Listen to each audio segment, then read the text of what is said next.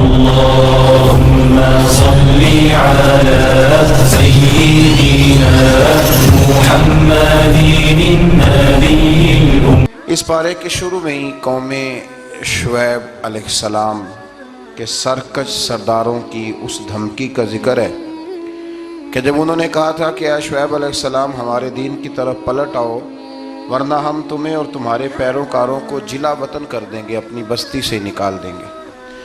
شعیب علیہ السلام نے اللہ تعالیٰ سے التجا کی کہ اللہ ہمارے اور ہماری قوم کے درمیان حق کے ساتھ فیصلہ کر دے.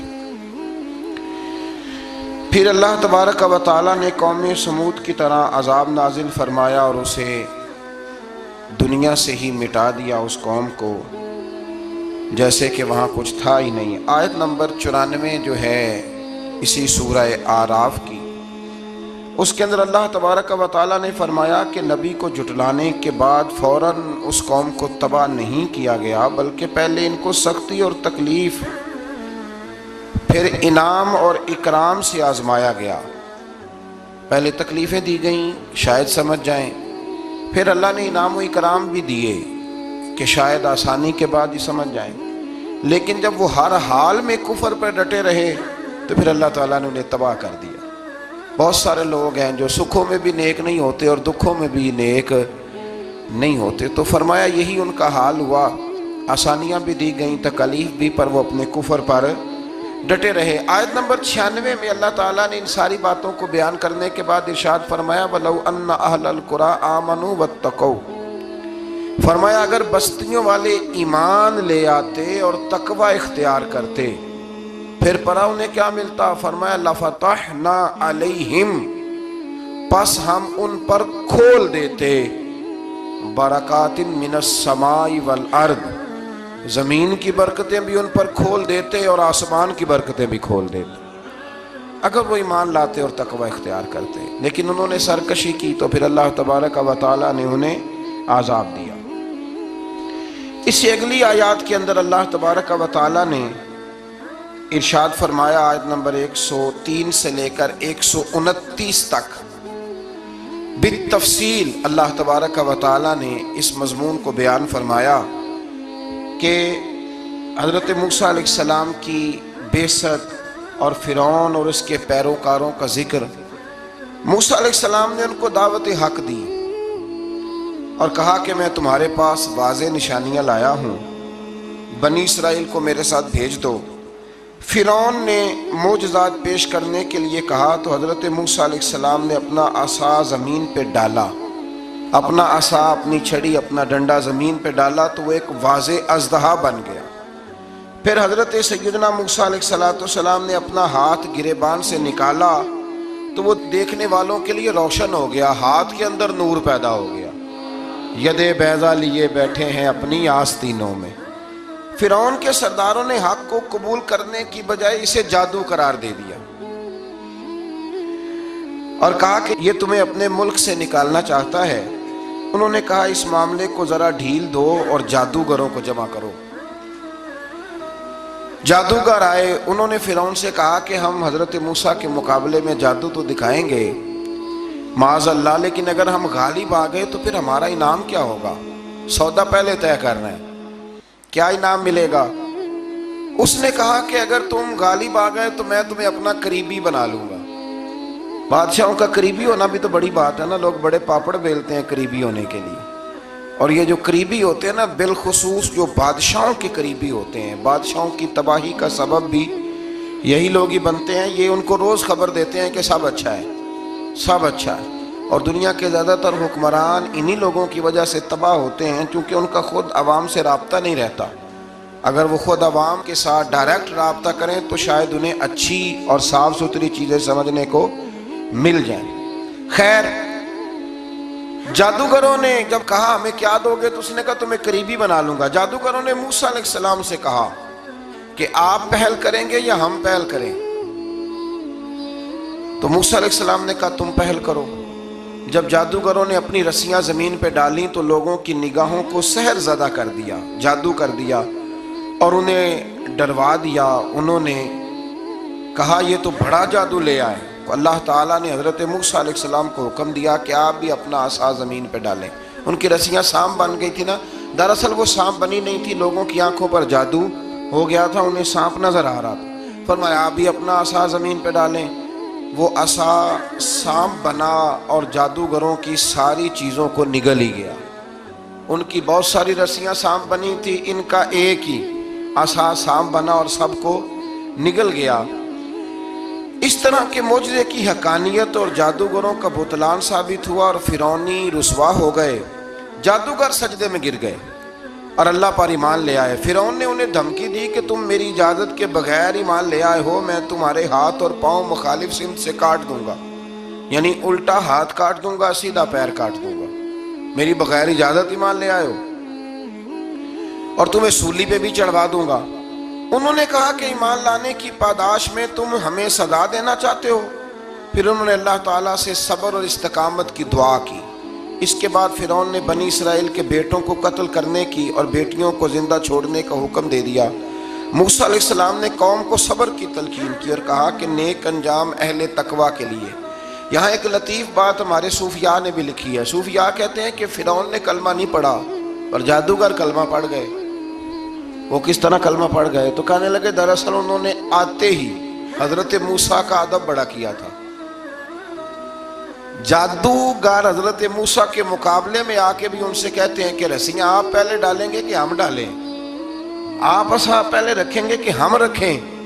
تو اتنا سا ادب کیا تو رب کریم نے فرمایا جو نبی کا ادب کرے وہ بے ایمان نہیں رہ سکتا، جو نبی کا ادب کرے وہ بے ایمان نہیں رہ سکتا، اور جو نبی کی بے ادبی کرے وہ ایماندار نہیں رہ سکتا۔ ختم ہو گئی بات۔ یہاں ہمارے صوفیاء نے یہ بات لکھی ہے کہ چونکہ انہوں نے آتے ہی کہا تھا کہ آپ پہلے ڈالیں گے یا ہم پہلے ڈالیں، تو حضرت موسیٰ سے انہوں نے پوچھ لیا، نبی کے پوچھے بغیر پہل نہیں کی تو اللہ نے انہیں ایمان کی دولت عطا کر۔ ایک بات اور ذہن میں رکھیں کہ حضرت موسیٰ کے پاس عصا تھا، اژدہا بن جاتا تھا، لیکن پھر بھی جب فرعون نے حکم دیا کہ بیٹوں کو زندہ رکھو بیٹیوں کو قتل کرو، تو اس وقت حضرت موسیٰ علیہ السلام نے وہ معجزہ نہیں دکھایا۔ جو مقام صبر ہوتا ہے وہ مقام صبر ہی ہوتا ہے۔ اگر موسیٰ علیہ السلام کی نافرمان قوم کے لیے پتھروں سے پانی نکل سکتا تھا تو میدان کربلا میں رسول اللہ کی اولاد کے لیے بھی نکل سکتا تھا، میرے کریم محبوب علیہ السلام کے خاندان کے لیے بھی نکل سکتا تھا۔ ہر جگہ معجزہ دکھانے کے نہیں ہوتی، کچھ مقام صبر بھی ہوتے ہیں۔ تو یہاں حضرت موسیٰ نے اپنی قوم کو صبر کرنے کی تلقین کی۔ پھر آیت نمبر 130 سے لے کر 143 میں بتایا کہ اللہ تعالیٰ نے فرعونیوں پر قحط سالی کا عذاب نازل کیا۔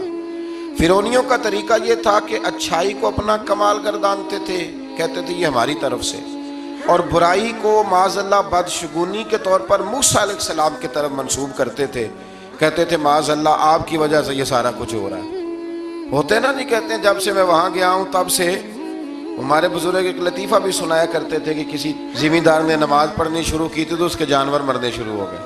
اب لوگ سمجھتے ہیں کہ معاذ اللہ شاید یہ کسی بزرگ کے سبب سے ایسا ہے، حالانکہ یہ تو اللہ کی طرف سے آزمائش ہوتی ہے، اس کی حکمتیں ہوتی ہیں۔ اللہ تبارک و تعالیٰ نے ان پر عذاب کیا نازل کیا؟ آیت نمبر 130 اور 143 کا بھی آپ سورہ اعراف کی پڑھیں تو اللہ تعالیٰ نے ان پر ٹڈیوں کا، جموں کا، مینڈکوں کا اور خون کا عذاب نازل کیا۔ یہ کس قسم کا عذاب ہے؟ جمعے پڑ گئے، ٹڈیاں آ گئی، یہ اللہ نے عذاب نازل کیا۔ جب وہ عذاب میں مبتلا ہوئے تو موسیٰ علیہ السلام سے کہا کہ آپ اللہ سے دعا کریں کہ ہم سے یہ عذاب ٹل جائے، اگر ایسا ہوا تو ہم ایمان لے آئیں گے، بنی اسرائیل کو بھی آزاد کر دیں گے۔ لیکن موسیٰ علیہ السلام کی دعا کے نتیجے میں جب عذاب ٹل جانے کے بعد فرعونی پھر اپنے وعدے سے پھر گئے۔ بنو قریظہ والوں نے بھی کئی دفعہ حضور سے وعدے کیے پر اپنے وعدوں پر قائم۔ ایک بات آپ سے یہاں روک کے عرض کر دوں، ہم بھی کئی دفعہ کہتے ہیں ذرا بریک کبھی گاڑی کی نہیں نہ لگتی تو ہم ارادہ کرتے ہیں کہ آج سے ہی نماز شروع کر دینی ہے۔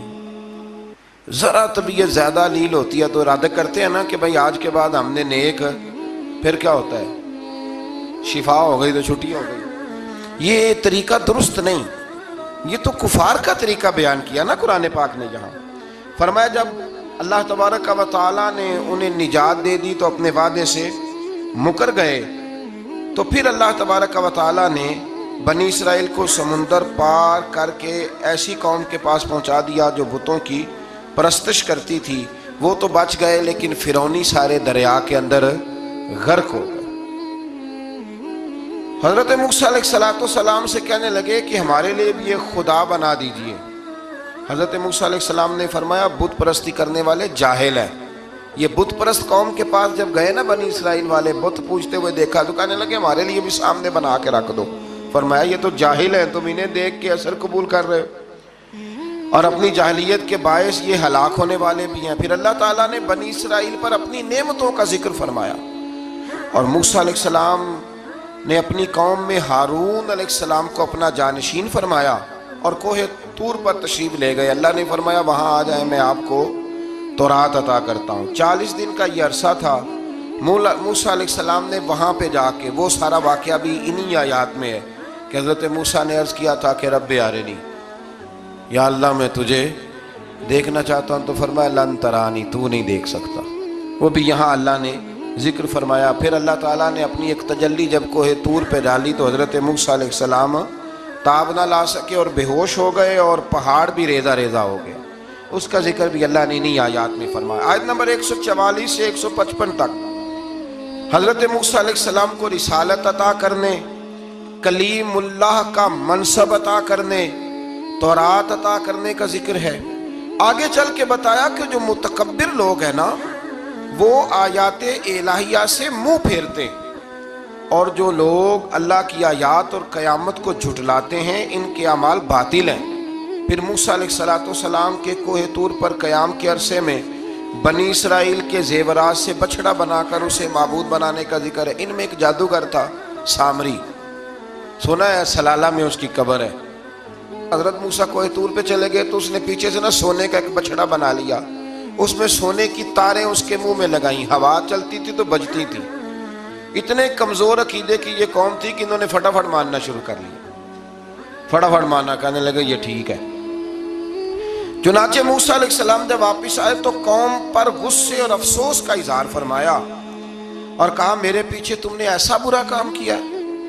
انہوں نے تورات کی تختیاں بھی زمین پہ ڈالیں اور اپنے بھائی ہارون علیہ السلام کا سر پکڑ کے اس سے جواب طلبی کی۔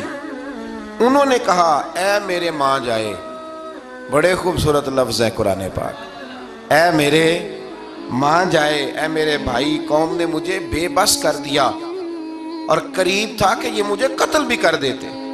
اب آپ مجھ پر سختی کر کے دشمنوں کو ہنسنے کا موقع نہ دیں، کبھی بھی دشمنوں کو اپنے اوپر ہنسنے کا موقع نہ دینا چاہیے۔ پھر آیت نمبر 151 میں موسیٰ علیہ السلام کی دعا اور کلمات استغفار کا ذکر ہے۔ آگے چل کے بتایا کہ غصہ ٹھنڈا ہونے پر موسیٰ علیہ السلام نے تورات کی تختیوں کو اٹھایا، جن کی تحریر میں اللہ سے ڈرنے والوں کے لیے ہدایت اور رحمت کی بشارت تھی۔ آیت نمبر 156 سے لے کر 158 تک میں موسیٰ علیہ السلام کی دعا کا ذکر ہے، جس میں انہوں نے اپنی قوم کے لیے اللہ تعالیٰ سے دنیا اور آخرت کی بھلائی مانگی۔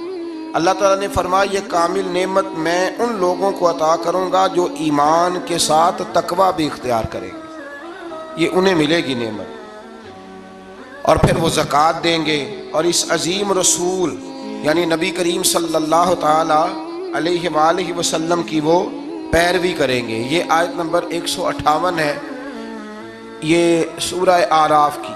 چونکہ حضور علیہ السلام کی بڑی عظمتوں کا اللہ کریم نے یہاں ذکر ارشاد فرمایا ہے، اور ایک تفصیل ہے نبی کریم صلی اللہ تعالیٰ علیہ وسلم کی سیرت مبارکہ کی۔ اللہ تبارک و تعالیٰ کبھی توفیق دے، اللہ تعالیٰ کبھی ہمت دے تو ان آیات پر غور کریں تو وہ نعتیں جو قرآن نے بیان کی ہیں حضور کی، وہ بھی بڑی شاندار ہیں۔ قرآن مجید میں اللہ کریم نے فرمایا جو لوگ پیروی کریں گے اس رسول کی جو بغیر پڑھے ہوئے دنیا میں آئے، دنیا میں آ کے کسی سے پڑھا، بے پڑھے رسول کی جو پیروی کریں گے۔ کون سے رسول؟ الذی یجدونہ مکتوبا عندہم فی التوراۃ والانجیل، فرمایا یہ وہ رسول ہیں جن کو لکھا ہوا تورات میں بھی پائیں گے اور انجیل میں بھی پائیں گے ان کی شانیں۔ وہ نبی کیا کریں گے؟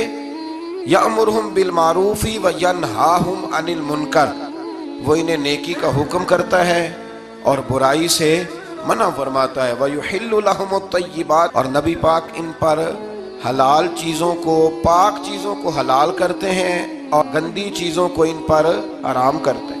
حلال حرام کا اختیار اللہ نے رسول پاک کو بھی عطا فرمایا ہے۔ حضور کو بھی اللہ نے اختیار دیا، اسی لیے تو حضور کسی کو کہہ دیتے تھے چل تو نہ 5 نہ پڑھنا تو 2 ہی پڑھ لینا۔ یہ بھی حضور نے فرمایا، ایک بندے نے روزہ توڑ لیا تو فرمایا کھجوریں مجھ سے لے جا اور گھر جا کے کھا لے، روزہ بھی تو نہیں توڑا ہے تحفہ مجھ سے لے جا، گھر جا کے کھا، تیرا کفارہ ادا ہو جائے۔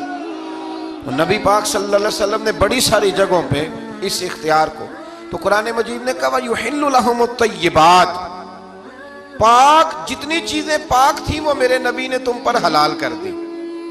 وَيُحَرِّمُ عَلَيْهِمُ الْخَبَائِثِ، اور جو گندی چیزیں تھیں ناپاک تھیں وہ نبی پاک نے تم پر حرام کی ہیں، جو پہلے ہی ٹھیک نہیں تھی وہ حضور نے حرام فرمائی۔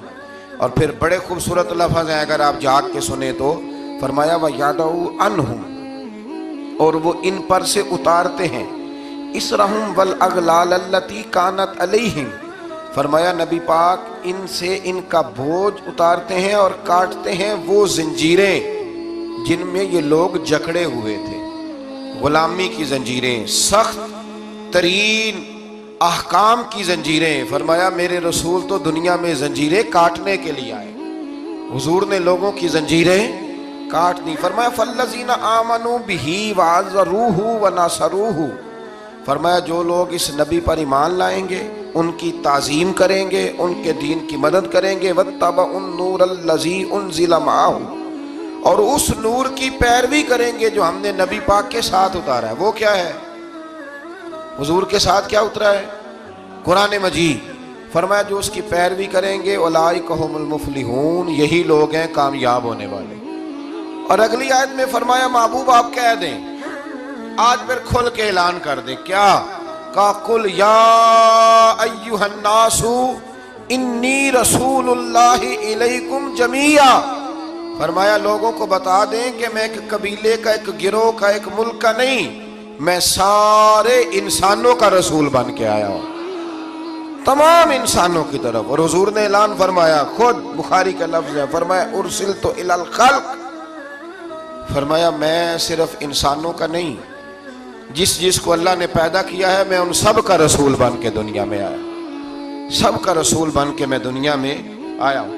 تو ان آیات کے اندر اللہ تبارک و تعالیٰ نے رسول کریم علیہ السلام کی ان ساری عظمتوں کو بیان فرمایا۔ آیت نمبر 160 میں موسیٰ علیہ السلام کے پتھر پر ضرب لگانے اور ان کے قوم کے 12 قبیلوں کے لیے 12 چشمے جاری ہونے کے معجزے، اور پھر بادل کے سایہ کرنے والا معجزہ، من اور سلوہ کے اترنے کا بیان بھی فرمایا، اور اس کے بعد اس امر کا بیان بھی فرمایا کہ بنی اسرائیل کو حکم ہوا کہ معافی مانگتے ہوئے اور سجدہ کرتے ہوئے بیت المقدس میں داخل ہو جاؤ، مگر انہوں نے اس مسئلے میں بھی تعریف کر دی، اس کو بھی بدل دیا۔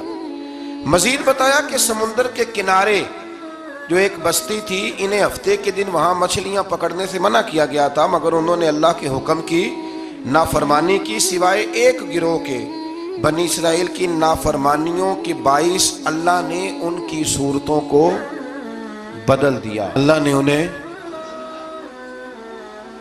ایک شخص نے ایک بزرگ سے پوچھا کہ نبی پاک علیہ السلام کی رحمت سے ہمیں کیا ملا ہے؟ معاذ اللہ، اگر میں ابھی پوچھوں کہ حضور کی رحمت سے کیا ملا ہے، تو بزرگ کہنے لگے کہ اس طرح کر، شام کو گھر جانا اور آئینے کے آگے کھڑے ہونا اور اپنے پچھلی زندگی کے سارے اعمال دیکھنا اور پھر اپنا چہرہ دیکھنا، اگر بدلا نہیں نا تو سمجھ لے میرے رسول کی رحمت سے حصہ ملا ہوا ہے، تجھے میرے کریم محبوب کی رحمت سے حصہ ملا ہوا ہے، ورنہ وہ نافرمانی کرتے تھے تو ان کے چہرے بدل جاتے تھے، دروازوں پہ لکھا جاتا تھا۔ سنگیوں بتاؤ نا، اگر آج بھی یہ حال ہو تو کون کسی کو منہ دکھانے کے قابل رہ جائے؟ کون کسی کو منہ دکھانے؟ دعا فرمائیں اللہ محبوب کی غلامی میں ہمیں پختگی نصیب فرمائے۔ پھر اللہ تبارک و تعالیٰ نے آیت نمبر 168 میں اور 167 میں یہود کے برے اعمال کا سبب ان کی جمعیت کے منتشر ہونے اور ان پر جابر لوگوں کے مسلط ہونے کا ذکر فرمایا۔ بعد والی آیات میں ان کے برے جانشینوں کا ذکر کیا جو رشوت لے کر اللہ تعالیٰ کی آیات میں رد و بدل کر دیتے تھے۔ ان سب برائیوں کے باوجود اس مغالطے اور خود فریبی کا شکار تھے کہ وہ بخشے جائیں گے۔ اللہ اکبر۔ اللہ تعالیٰ نے فرمایا کہ آخرت کا گھر صرف متقیوں کے لیے اور اللہ کے فرما بردار بندوں کے لیے۔ آیت نمبر 172 میں اس امر کا بیان ہے کہ اللہ تعالیٰ نے بنی آدم کی ارواح کو ایک جگہ پہ جمع کیا تھا اور جمع کر کے پوچھا الستو بربکم، کیا میں تمہارا رب نہیں؟ تو سب نے بیک زبان کہا قالوا بلا، ہاں مالک تو ہی ہمارا رب ہے۔ وہاں گواہی دی اور یہاں آ کے مکر گئے، وہاں گواہی دی اور یہاں مکر گئے۔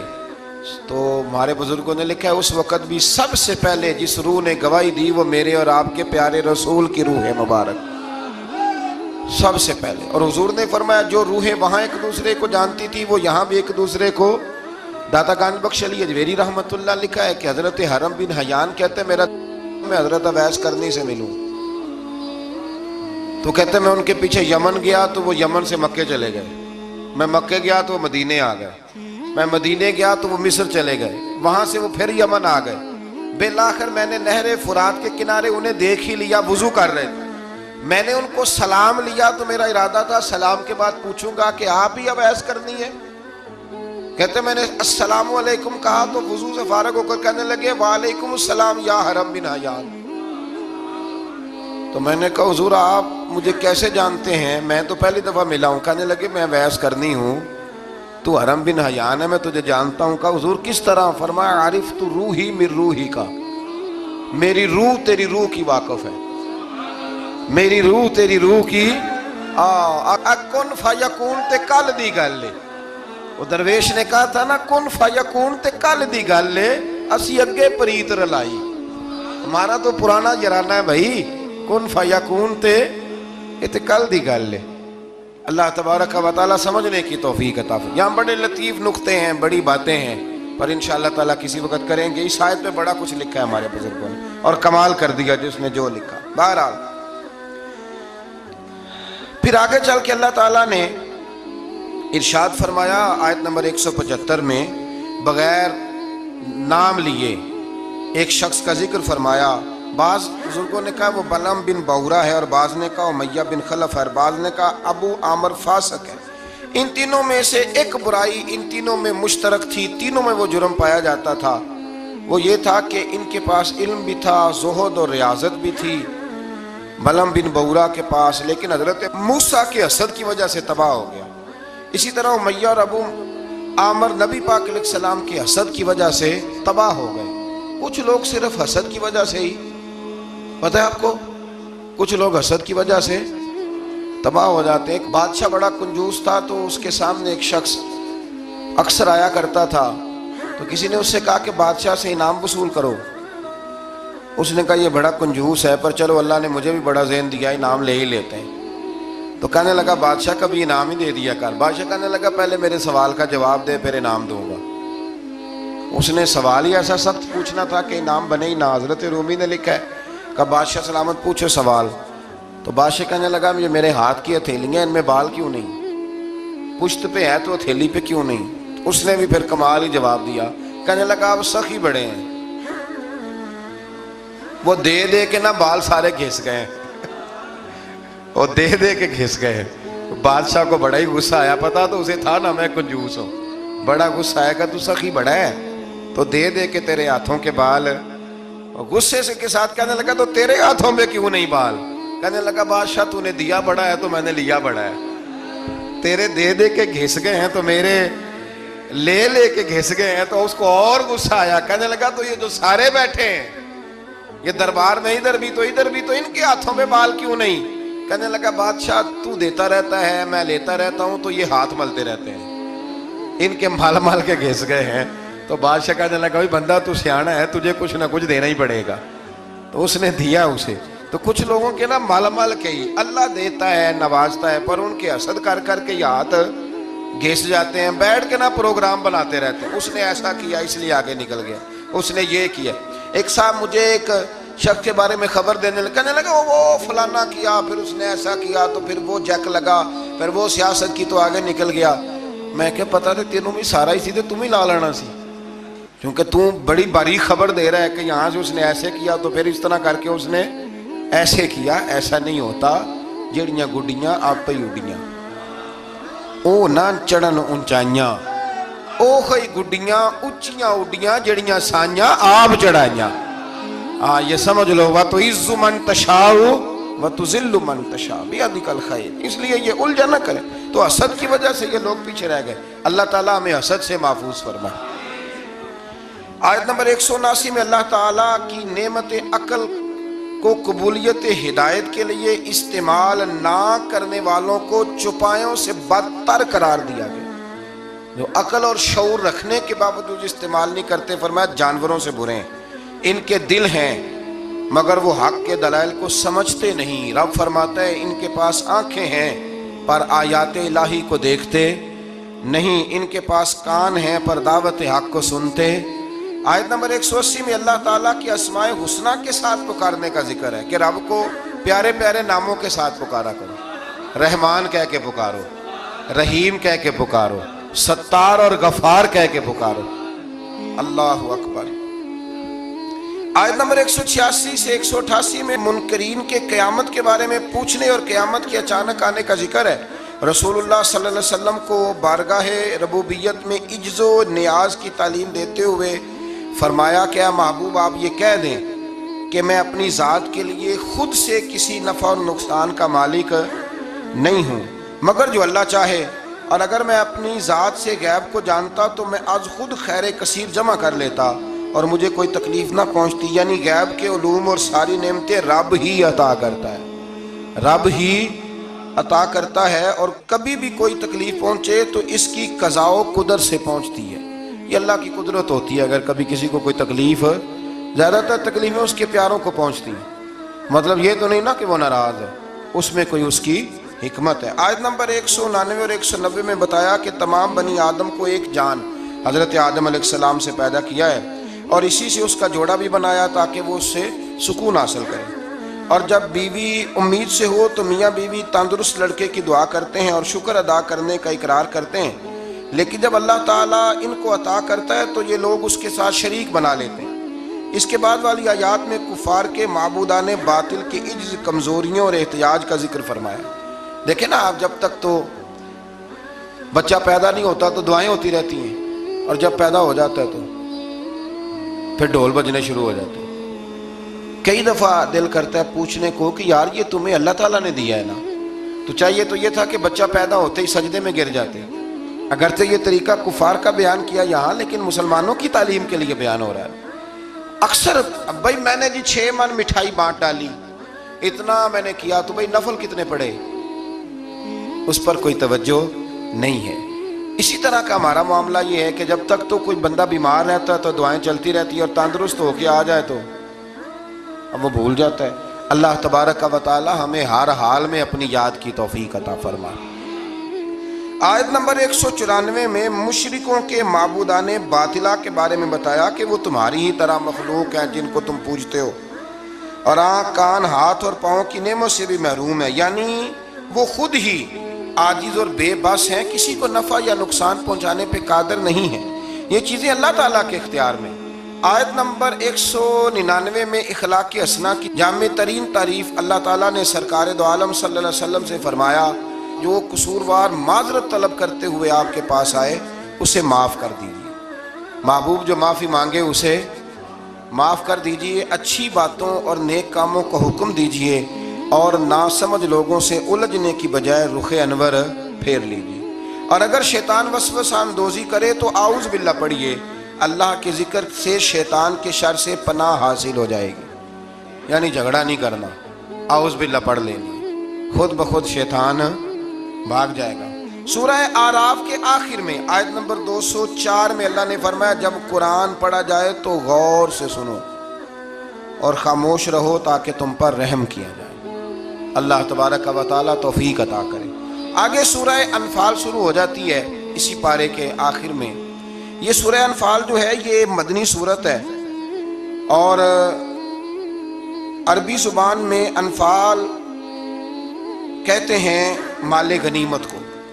تو اس میں چونکہ مال غنیمت کا بیان ہے، اور اس کے ساتھ ساتھ اللہ تبارک و تعالیٰ نے اس میں جنگ بدر کے احوال کو، واقعات کو بڑی تفصیل سے بیان کیا۔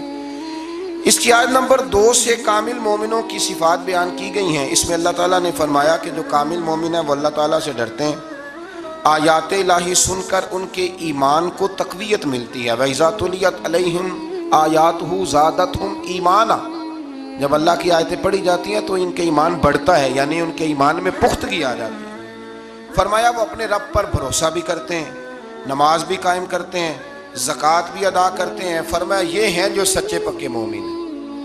پہلے فرمایا کہ اللہ سے ڈرتے ہیں، پھر فرمایا جب قرآن پڑھا جائے تو ایمان مضبوط ہوتا ہے، پھر فرمایا اپنے رب پہ بھروسہ کرتے ہیں، پھر فرمایا نماز قائم کرتے ہیں، پھر فرمایا زکوٰۃ۔ یہ کون ہے؟ یہ پکے مومن۔ آیت نمبر 5 میں فرمایا کچھ لوگ جہاد کے لیے دل و جان سے آمادہ نہ تھے، اندر سے پروگرام نہیں تھا، اور مجاہدین کی خواہش یہ تھی کہ ابو جہل کی قیادت میں مشرکین مکہ کے مسلح اور منظم لشکر کی بجائے ابو سفیان کا وہ جو تجارتی قافلہ ہے اس سے ٹکراؤ ہو جائے۔ اللہ تعالیٰ نے مشرکین مکہ سے تصادم کو مقدر فرمایا تاکہ حق کی حقانیت اور غلبہ ثابت ہو جائے۔ اگرچہ کچھ لوگوں کا ارادہ یہی تھا کہ جنگ بدر میں ابو جہل کے لشکر سے ٹکرانا، آپ کو پتہ ہے نا کہ ابو سفیان قافلہ لے کے آ رہا تھا، اس کے لیے مسلمان نکلے تھے، وہ تو بچ کے نکل گیا، پھر ابو جہل 1000 کا لشکر لے کے آ گیا۔ تو اللہ فرماتے ہیں کہ اللہ نے اس لیے تمہارا ان سے مقابلہ کرایا تاکہ اللہ حق کو واضح کر دے۔ آیت نمبر 9 سے لے کر 24 تک بتایا گیا ہے کہ اللہ تعالیٰ نے بدر میں مجاہدین کے اطمینان قلب کے لیے اور فتح کی بشارت کے طور پر فرشتے نصرت کے لیے بھیجے۔ فرشتے آئے مدد کرنے کے لیے۔ میدان بدر میں سخت زمین اور پانی کے چشموں پر کفار کے پاس تھے، اور نرم زمین جس پر چلنا دشوار تھا مسلمانوں کے پاس تھی، اور پانی کی بھی قلت تھی، جس کی وجہ سے مسلمانوں کے دلوں میں طرح طرح کے وہم پیدا ہوتے تھے۔ اللہ تعالیٰ نے بارش برسائی، مسلمانوں نے وافر پانی جمع کر لیا، اور ان کی شرعی اور طبی ضروریات بھی پوری ہوئی۔ شرعی ضرورت کون سی ہوتی ہے جی؟ پانی کی، وضو کرنا، غسل کرنا، یہ کون سی ضرورت ہے؟ اور طبی ہے کہ پانی کا پینا۔ اور دلوں کو بھی اطمینان ملا کہ اللہ نے بارش عطا کر دی۔ اللہ تعالیٰ نے میدان جہاد میں پسپائی اختیار کرنے والوں کو اپنے غضب کا حقدار قرار دیا۔ میدان بدر میں رسول اللہ صلی اللہ علیہ وسلم نے مٹھی میں ریت لے کر کافروں کی جانب پھینکی، مٹھی میں پکڑ کے حضور نے پھینکی تو فرمایا یہ لوگ رسوا ہو جائیں، یہ ریت ان کی آنکھوں میں جا پڑی۔ اللہ تعالیٰ نے فرمایا کہ اے رسول صلی اللہ علیہ وسلم، وہ خاک آپ نے نہیں پھینکی بلکہ وہ تو اللہ نے پھینکی ہے۔ جس وقت آپ نے پھینکی تھی لیکن در حقیقت وہ اللہ نے پھینکی۔ کہا محبوبہ تو نے نہیں پھینکی، وہ میں نے پھینکی ہے، اس لیے کہ ہاتھ تھیرے تھے، طاقتیں خدائی تھی، طاقتیں خدائی تھی۔ تو اس طرح اگر حضور کسی کی مدد کرتے ہیں، مشکل کشائی فرماتے ہیں، تو دراصل وہ کون کر رہا ہے؟ اللہ۔ اللہ تعالیٰ نے بدر کو فیصلہ کن جنگ قرار دیا اور مسلمانوں سے فرمایا اے ایمان والو، اللہ اور اس کے رسول کے بلانے پر فوراً حاضر ہو جایا کرو جب رسول تمہیں اس چیز کی طرف بلائیں جو تمہارے لیے حیات آفری ہے۔ یہ آیت نمبر آپ جا کے ملاحظہ کیجئے گا 24، اور پھر اس کی تفسیر جس نے بھی لکھی ہے نا وہ پڑھ لیجئے گا، اتنا وقت نہیں کہ میں تفسیر میں جاؤں۔ جب بھی اللہ رسول بلائیں فوراً حاضر ہو جاؤ، حالانکہ اللہ تو بلاتا ہی نہیں، بلایا کون کرتے تھے؟ نبی کریم علیہ السلام۔ حضرت سعید بن معلہ رضی اللہ تعالیٰ عنہ کہتے ہیں میں نماز پڑھ رہا تھا تو حضور نے بلایا، میں جلدی سے نماز پڑھ کے فارغ ہو کے حاضر ہوا تو حضور نے فرمایا میں نے بلایا تو آیا کیوں نہیں؟ عرض کی حضور نماز پڑھ رہا تھا، اور میں نماز پڑھتا تو قرآن نہیں پڑھتا؟ سورہ انفال میں رب فرماتا ہے جب میرا رسول بلائے فوراً حاضر ہو جایا کرو، یعنی معنی یہ کہ نماز توڑ کے آنا چاہیے تھا۔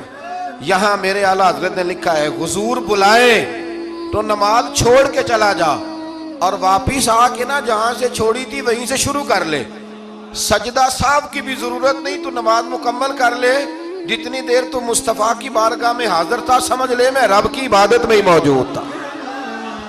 ہاں اسی لیے اقبال نے کہا تھا اذان تو ازل سے تیرے عشق کا ترانہ بنی، اور نماز تو اس کے نظارے کا ایک بہانہ بنی، اور ادائے دید سراپا نیاز تھی تیری، بس کسی کو دیکھتے رہنا نماز تھی تیری۔ ادائے دید سراپا نیاز تھی تیری، اور کسی کو دیکھتے رہنا یہ نماز تھی تیری۔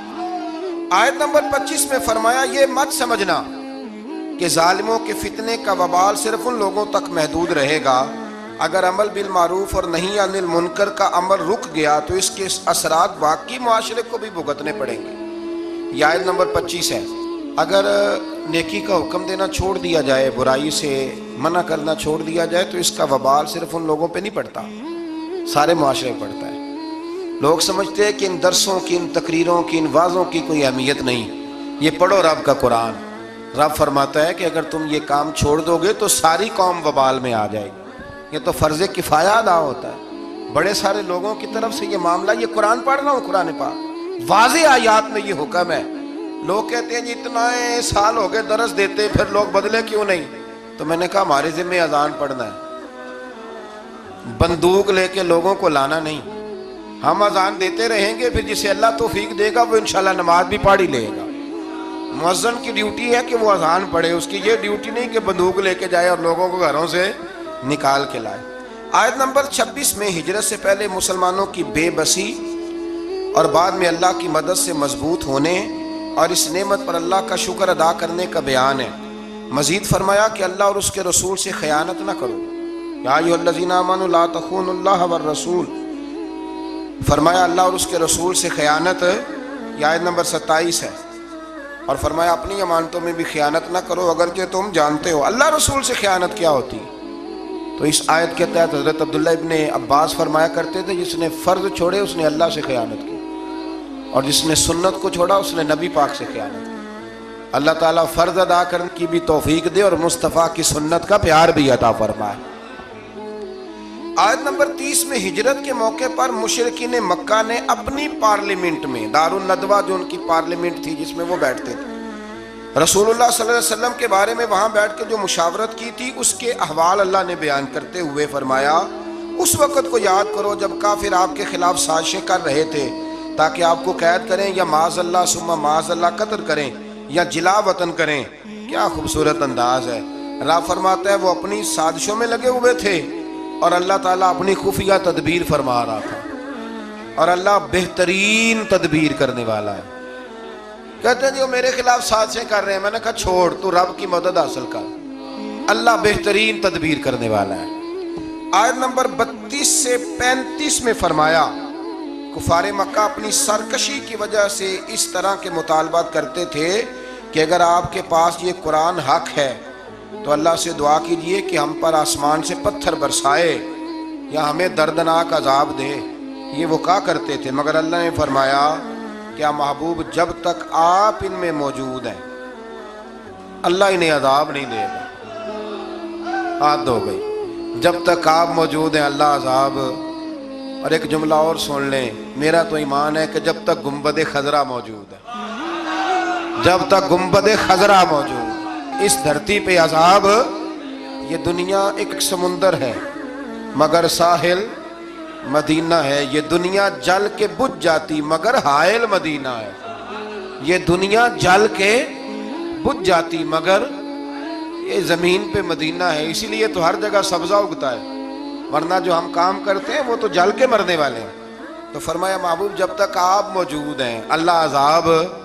او سجنوں ذرا آنکھیں کھول کے سننا، اگر حضور موجود ہوں، اگر حضور موجود ہوں تو رب کافر کو عذاب نہیں دیتا تو محمد عربی کے غلاموں کو کیوں عذاب دے گا؟ جب ان کے دشمنوں کو عذاب نہیں دیتا ان کے ہوتے ہوئے۔ اسی لیے حضرت انس بن مالک نے پوچھ لیا تھا یا رسول اللہ قیامت والے دن کہاں تلاش کروں؟ موٹی بات ہی کر دی، ترمذی میں موجود ہے۔ حضور نے نہیں فرمایا کہ چل نماز روزہ سیدھا کر، مجھے ڈھونڈ کے کیا کرے گا؟ حضور کہاں تلاش کروں؟ فرمایا حوض کوثر پہ آ جانا، امتیوں کو میں جام پلا رہا ہوں گا۔ حضور وہاں ملاقات نہ ہوئی، فرمایا میزان عمل پہ آ جانا، اعمال تول رہے ہوں گے میں دعائیں کر رہا ہوں گا۔ حضور وہاں ملاقات نہ ہوئی، فرمایا پل صراط پہ آ جانا، امت گزر رہی ہوگی میں دعائیں کر رہا ہوں گا۔ اور بریلی کے امام کہنے لگے پھر ہمیں کیا پریشانی ہے پل سے گزرنے کی؟ فرمانے لگے رضا اب پل سے وجد کرتے گزری کہ ہے رب سلم صدائے محمد، کیونکہ خدا کی رضا چاہتے ہیں دو عالم، خدا چاہتا ہے رضائے محمد صلی اللہ علیہ وسلم۔ پھر اللہ تبارک و تعالیٰ نے فرمایا اور جب تک وہ استغفار کر رہے ہیں تو بھی اللہ تعالیٰ ان کو عذاب نہیں دے گا۔ پھر فرمایا بیت اللہ کے پاس مشرکوں کی نماز آخر ہے کیا؟ سیٹیاں اور تالیاں بجانے کی صورت میں تھی۔ اور آگے چل کے مقصد جہاد بیان فرمایا اور ان سے جنگ کرتے رہو حتیٰ کہ کفر کا غلبہ نہ رہے اور پورا دین اللہ کے لیے ہو جائے۔ اور فرمایا اللہ کے رستے سے روکنے کے لیے خرچ کرنے والوں کا ہاتھ، جو لوگوں کو روکتے ہیں اللہ کے رستے میں خرچ کرنے سے، فرمایا ان کے ہاتھ حسرت کے سوا، پچھتاوے کے سوا کوئی اور چیز نہیں ہے، خود خرچ کرتے نہیں اور لوگوں کو بھی روکتے ہیں۔ اور فرمایا جہاد کرتے رہو جب تک کہ اللہ کا دین غالب نہ آ جائے۔ لفظ جہاد سے بڑی دقت ہوتی ہے کچھ لوگوں کو، اور ہمارے حکمرانوں نے تو قسم اٹھا لیا کہ یہ لفظ اپنی زبان سے ادا نہیں کرنا، حالانکہ قرآن کی 20 آیات ہیں جن میں جہاد کا حکم دیا گیا۔ جہاد کا معنی کیا ہے کہ دنیا سے ظلم کو، جبر کو، کفر کو ختم کیا جائے اور رسول کریم کے امن والا جھنڈا پوری دنیا پہ لہرا دیا جائے۔ اللہ کریم ہمیں اس کی توفیق عطا فرمائے۔